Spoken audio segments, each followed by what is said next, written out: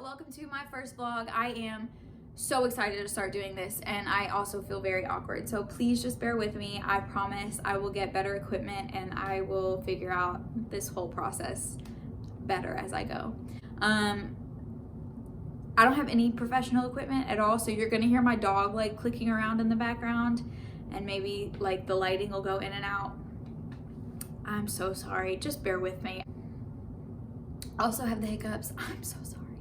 I really wanted to start these videos for a couple of reasons. Mainly, we're going through something as a family, and I want to bring as many people on this journey as I can with me. I definitely feel like the more people that are involved, the better it might get for us.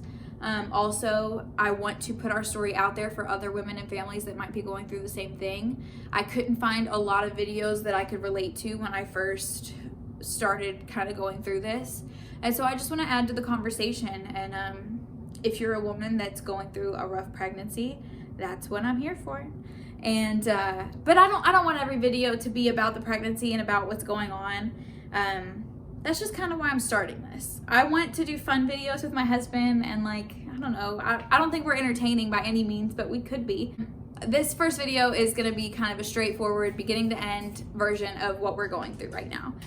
So for those of you that don't know us or follow us on Instagram, I am Jordan Schindler. My husband is Dustin, and I am 25 years old, and I'm currently pregnant with our first baby.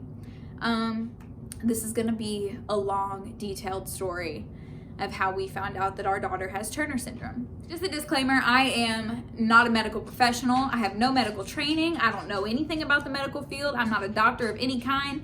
I am a server at a restaurant. So that's what this is. I just want to let you know. If I use a term incorrectly or I mispronounce something, please just let me know. I would love to correct it. I don't want to look stupid, so, you know, just let me know. Okay. So in the beginning, I found out I was pregnant the first week of March. I had been on birth control for 10 years. I missed it for 2 months. So I missed it January and February, found out I was pregnant at the beginning of March. Obviously, we were very excited. I had my first appointment at 8 weeks with my doctor, which is typical. They usually can't see much, but when I did go, they told me that everything looked good. I got an ultrasound. I got to see and hear the heartbeat. It was really cool. Best day of my life. I did have to go by myself because my husband's not allowed at doctor's appointments because of COVID. But I went to that 8-week appointment. Everything was fine. 2 weeks later, I started having some really severe pain, which ended up being nothing. Literally, it was nothing, just a sign from the universe to go to the doctor. So I went back at 10 weeks and they did an ultrasound to make sure everything was okay. And during that ultrasound, they noticed that she had quite a bit of fluid built up on the back of her neck, which is usually a soft marker for a genetic disorder or a chromosome abnormality, meaning Down syndrome, Turner syndrome, Edwards syndrome, things like that. So they told me that I needed to get NIPT testing done. NIPT, it's non-invasive prenatal testing. It's just blood work, honestly. I got the Maternity 21 test, and that test for us came back in less than a week. It came back high risk for Turner syndrome. And of course, I immediately looked up Turner syndrome because I hadn't really heard of it before, which it turns out I actually know a few women with Turner syndrome.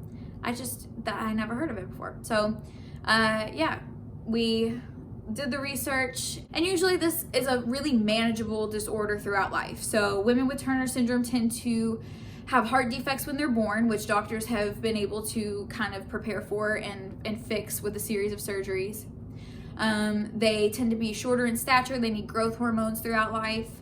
They can have a webbed neck and like a broader chest. But usually, mentally, everything's fine. They're able to take care of themselves. And then later on in life, they can have problems reproducing on their own. I'm not trying to downplay Turner syndrome at all. Obviously, having any kind of medical condition is difficult, but it's definitely not the worst thing in the entire world. It's not something where when we found out, we thought, oh, we don't know if we can handle that as parents. the biggest problem with Turner syndrome, and this is where all of our fears as parents come in, is that most pregnancies, actually only 1% of pregnancies involving Turner syndrome make it to full term. So 99% spontaneously end before full term. And then the ones that do make it full term, only 3% survive outside of the womb. Those are the statistics that I was able to find. So that's obviously terrifying. So we wanted to hold out hope. After that blood test is really just a percentage saying, hey, you're high risk for this. It's not a diagnosis. So if you are in that part of the process right now, that blood test is not a diagnosis. The maternity 21, there's some other one that they do, but the NIPT testing, not a diagnosis. So what they'll tell you is that when you go to see your high risk doctor at 15 weeks, they are able to do something called amniocentesis or CVS. Those are two different types of tests where they pull fluid from the womb, and they directly test that fluid to diagnose what's wrong with the baby, or if there even is anything wrong with the baby. So I went into my first high risk appointment, I think at 13 weeks, fully prepared to say, hey, I want amniocentesis. I think I got a false positive. And so I had the ultrasound done with the high risk, and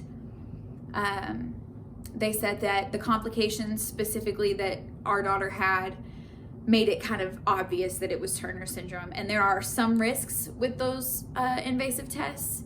And they said that if I wanted to get it, I was more than welcome to do that. But they just didn't think they were going to be surprised by anything. They were very confident in telling me that just from the fluid on the back of her neck, the positive NIPT, and what she looked like at 13 weeks, they were pretty positive that it was Turner syndrome. They felt very confident telling me that. So I decided not to do the further testing, and the rest of that doctor's appointment went like this. She basically sat me down and told me, that my baby wasn't going to make it. 0% survival rate. I would ask questions, well, what if this happens? What if this happens? What if this happens? And it was always just, it's not going to happen. You're going to lose your baby. She's going to die. She specifically used the term much longer. So she said, I don't think that she's going to make it much longer. And to me, that meant maybe a week or two. I don't really know. I still don't know what she meant by much longer. I don't know what her definition of that was, but it's been almost 2 months. I know my voice is like shaking and cracking, and it's just because I've been talking for a long time. Okay, so she told me my baby was gonna die. She explained to me what was wrong with her. So she has a cystic hygroma, which is the fluid on the back of her neck. It's essentially a huge cyst. And then she also has hydrops. So hydrops, essentially, it's just fluid buildup in certain cavities of the body. So anywhere where she had space open in her body where there weren't organs or muscle tissue or anything yet, she's got fluid, which is causing, so say, she had some on her lungs, where her lungs hadn't fully developed yet, that chest cavity filled up with fluid, so her lungs don't have a lot of room to finish developing. She had them on her chest and her lungs, on her abdomen where her stomach is, and now at this point she's developed more kind of on her forehead right here. And it's just fluid. It's not affecting her in any way other than it puts a bigger load on her heart, like, to deal with. So that was what she explained to me. Essentially what kills her is that her heart fails from trying to keep up with the amount of fluid in her body. The reason this happens is because the lymphatic system doesn't develop properly, so nothing's draining. That's literally all it is. So yeah, 0% survival rate at that first appointment. She was very nice about it. Like I said, of course, that was a devastating day for my husband and I, because we kind of went in there with some hope that we had a false positive, and that we might get some good news, that the ultrasound might look good and that it really wasn't that big of a deal. But that's not what happened. And so we canceled all baby plans. We did decide to name her Josephine, because she deserves a name. She's still my baby. But yeah, she scheduled me to come back in 2 weeks. I went back in 2 weeks. I saw a different doctor. She said the exact same thing to me. Nothing looks better. She's still got the hydrop. She's still got the cystic hygroma, and she's still gonna die. So then I was scheduled 3 weeks after that, and I was planning to do my anatomy scan, which is where they take a deep look at the baby and all her parts, including her heart. And we kind of went into that appointment knowing that if her heart looked good, of course the doctors would never say this to us, but if her heart looked good, there might be a better chance for this, because like I said, as long as her heart can keep up with what she was carrying on her, then I don't know, maybe something could work out. Like I said, I'm not a doctor, but just from my own research, that was kind of what I concluded. So I went into that appointment. My husband actually got to go with me to that. I was 18 weeks. It was the anatomy scan. They let him come. And that was really sweet. It was the first time he really got to kind of see her. You know, ultrasound pictures don't really do justice. You get to see her moving around and stuff like that. It's really cool. So that was a good day. They didn't find any heart defects. They said from what they could see, her heart looked healthy. So that was awesome for us. I actually saw a different doctor that day, so this is the third doctor I've seen at the high risk office, and he also told me that she was gonna die. And I said, okay, well, look, man, like, it's been 5 weeks at this point. You gotta tell me something different. I asked him, I said, if we get to the week of viability, what are you gonna tell me then? Are you still gonna tell me that she's not gonna make it? And he said, well, the week of viability changes to 28 weeks instead of 24 when your baby has high drops. I said, okay, so if we get to 28 weeks, then are we gonna come up with a plan? Like, it's just so frustrating, honestly. And I know the doctors can't, okay, I understand the doctors can't give me any kind of hope, because if something bad does happen, which it's likely to, then I can come back to them and say, well, you told me that if we made it to 28 weeks and all this stuff. We're not those type of people, but I understand where some people do that to doctors, and that's why they can't give us any kind of false hope.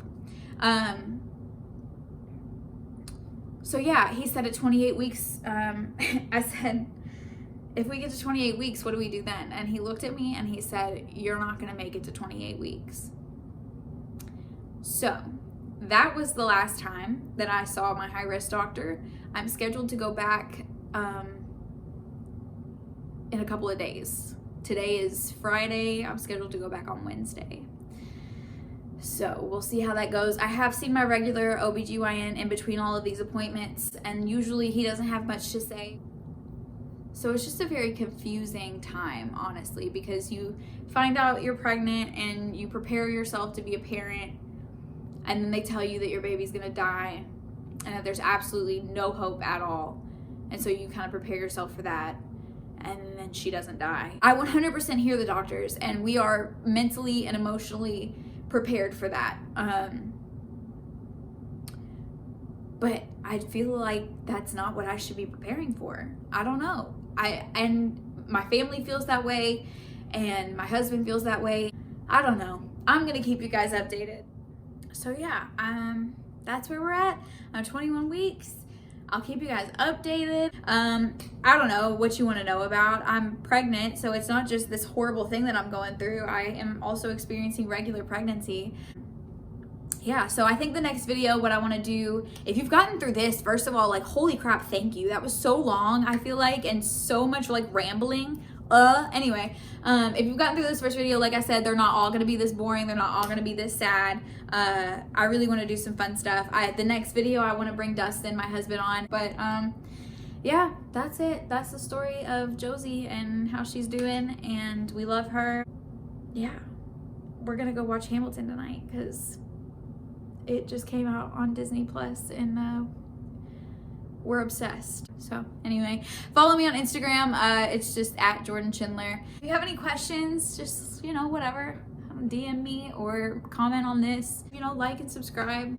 I just really appreciate y'all watching this. And if you follow me on Instagram, I appreciate that. We just appreciate all of it. This is crazy, what we're going through. And if you're going through something similar, please reach out. We can talk about it.